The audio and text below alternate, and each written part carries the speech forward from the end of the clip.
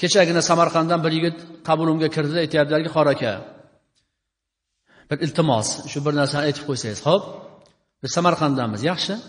Mana hozir mana yangi yil yaqinlashyapti. U yoq bu yoq hamma yoqda bayramona tantana tayyorgarlik ko'rgan, hamma bozorda qiy-chuv, qiyomat.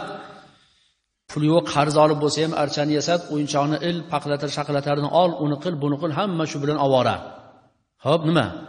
Bizning bir hoji akamiz bor. Aroq do'konlari bor. O'zi hoji aka, aroq do'koni bor. Aroq do'konida hozir savdosi shunaqa yurishyapti mana bu bayram arafasida. Chunki fosiqlarning shunaqa shiori bor-da, bayramda yashab qol. Bayramda go'yoki bayramda gunoh yozilmaydi. Bayramda kayf va safa qilib qol. Ich, nima qilsang qil.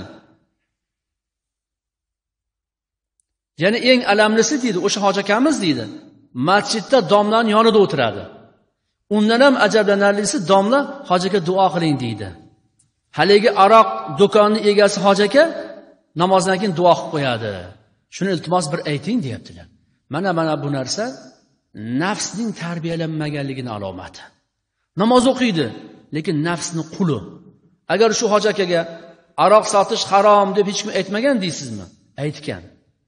Biladi, lekin nafsi aroqning savdosidan kelayotgan foydadan voz kecha olmaydi.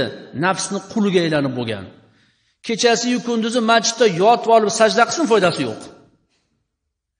Chunki nafs uchun sajda qilyapti, Alloh uchun emas. Agar Alloh uchun bir marta sajda qilsa, do'koniga o't qo'yib yuborardi o'zi, nafaqat uni to'xtatar edi.